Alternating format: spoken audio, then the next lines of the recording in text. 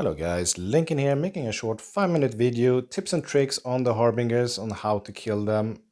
Mentioned some stuff before, don't really want to mention it, but let's do it anyways because it's so important. You should already know this. Alfred, really important one, usually for the Harbingers, just because of his Leave It Spotless ability. Remove 35% of the enemy's resistance.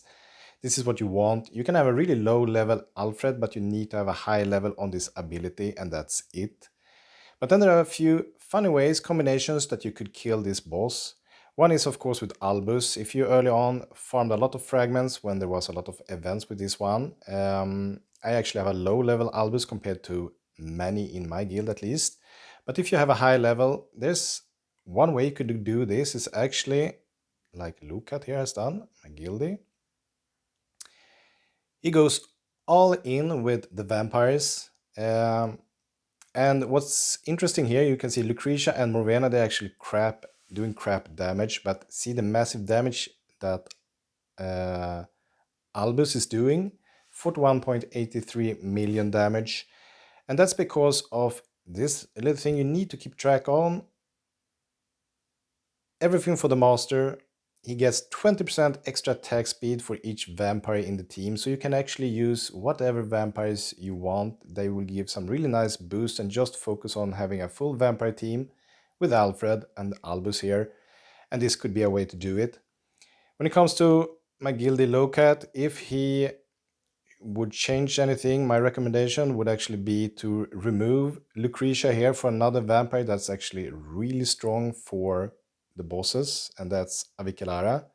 Same thing here, you can actually have a very low level Avicelara. Only thing you want here is her last ability, her cruelty. Check it out. You get 10% more damage for each stack of bleeding, so you can go up to 5 times that 50% more damage just by having her in the team. So she could be a really nice boost for Lowcat to make some more damage, I would think.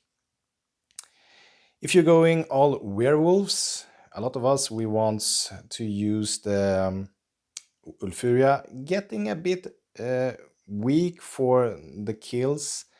So she gives some nice attack speed boost to some player as well, but not actually good enough for the end games. But you have Isara, Werewolf, and you have Altosk that makes some fantastic extra damage against the Harbingers.